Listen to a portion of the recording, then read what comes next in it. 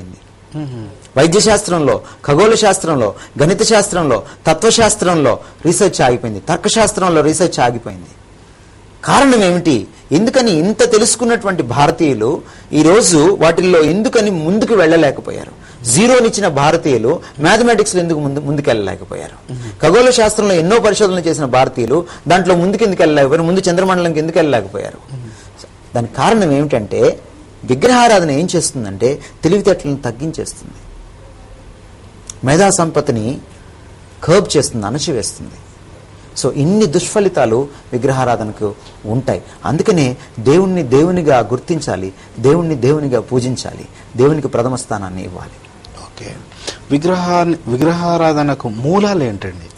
ఒకటి ఆ ఒక విషయాన్ని తెలుసుకొని మనం ముగించుకుందాం ఈ సబ్జెక్ట్ ని. రైట్, మనం మూలాలకి వెళ్ళాలంటే మళ్ళీ రోమాపత్రిక మొదటి అధ్యాయంలోకి మనం వెళ్తే ద హిస్టరీ ఆఫ్ ఐడాలట్రీ అక్కడ కనపడుతుంది.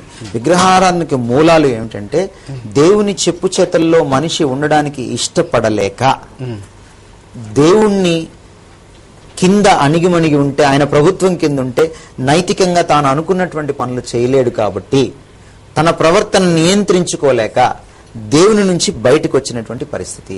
So it is a moral choice, a rejection of God out of moral choice. మొట్టమొదటి విగ్రహారానికి మూలం ఏంటంటే నైతికంగా మానవుడు తనకి ఇష్టం వచ్చినట్టుగా జీవించడం కోసము తనకు తానుగా నిర్ణయం తీసుకొని దేవుణ్ణి తృణీకరించడమే మొదటి మూలం. ఆ తర్వాత రెండవ మూలం ఏంటంటే తన ఊహాపటిమ నుంచి తనకి ఇష్టమైనటువంటి విధంగా రూపాలను కల్పించుకోవడం, సృష్టికర్తను వదిలిపెట్టి సృష్టమునే సృష్టికర్తగా పూజించడం మొదలుపెట్టినటువంటి సందర్భం, దానికి ఇష్టం వచ్చినటువంటి రూపాలను కల్పించిన సందర్భం, ద ఇమాజినేషన్ నుంచి అది వచ్చినటువంటి సందర్భం.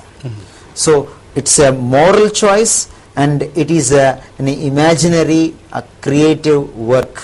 ఈ రెండిటి నుంచి, అంటే ఒక ఫూలిష్ మైండ్ నుంచి, ఒక బుద్ధిహీనమైనటువంటి మనస్సు కల్పించిన ఊహల్లోంచి పుట్టుకొచ్చింది విగ్రహారాధన.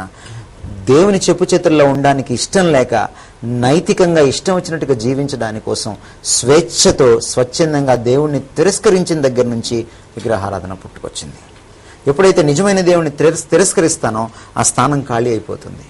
ఆ ఖాళీ స్థానంలో ఎవరో ఒకరిని పెట్టుకోవాలి. ఎందుకంటే నాకంటే ఉన్నతమైన దాన్ని పూజించాలన్న ఒక తపన, ఆ తపనని పూరించుకోవడం కోసం అక్కడ పెట్టుకోవాలి. బ్లేసీ పాస్కల్ స్టేట్మెంట్ నేను లాస్ట్ టైం కూడా గుర్తు చేశాను. ప్రతి మనిషి గుండెల్లో దేవునికి సంబంధించిన ఒక ఆకృతిలో ఉన్న శూన్య ప్రదేశం ఉంది. In every man's heart there is a God shaped vacuum. ఆ వాక్యూమ్ ని, ఆ శూన్య ప్రదేశాన్ని నింపుకోవాలి అంటే అసలైన దేవుణ్ణి తీసేశాను కాబట్టి ఏ వస్తువునో, ఏ వ్యక్తినో, ఏ విషయాన్నో ఏదో ఒక దాన్ని తీసుకొచ్చి పెట్టుకోవాలి. సో కాబట్టి దేవుణ్ణైతే తీసేశాను కానీ దైవ చింతనని చంపుకోలేకపోయాను. దేవుణ్ణి తీసేశాను కానీ దైవ చింతనను, దేవుని పట్ల ఉన్న తృష్ణను, ఆకలిని చంపుకోలేకపోయాను. ఆకలిని తీర్చుకోవడానికి నా చెప్పు చేతుల్లో ఉండే దేవుణ్ణి కల్పించుకున్నాను. దేవుని చెప్పు చేతుల్లో నేను ఉండలేక నా చెప్పు చేతుల్లో ఉండేటువంటి ఒక దేవుణ్ణి కల్పించుకున్నాను. సో ఆ పరిణామాల నుంచి, ఆ నేపథ్యం నుంచి విగ్రహాలు పుట్టుకొచ్చాయి. ఓకే, ఎక్కడైనా విగ్రహం దేవుని సన్నిధిలో మోకాలు అంటే పడిపోయిన ఇది మన బైబిల్లో ఎక్కడ చూసామా? చాలా చోట్ల మనం యాక్చువల్గా పాత నిబంధన జాగ్రత్తగా చూస్తే మొదటి రాజుల గ్రంథంలో ఒక క్లాసిక్ ఎగ్జాంపుల్ మనకు 18వ అధ్యాయంలో కనపడుతుంది. ఒక పక్కన బయలు దేవతకు సంబంధించిన 450 మంది ప్రవక్తలు ఉంటారు. ఇంకో పక్కన నిజమైన యెహోవా దేవుడికి సంబంధించిన ఒకే ఒక్క ఏలియా అనే ప్రవక్త ఉంటాడు. చివరికి ఏలియా గెలిచినట్టుగా మనం చూస్తాం.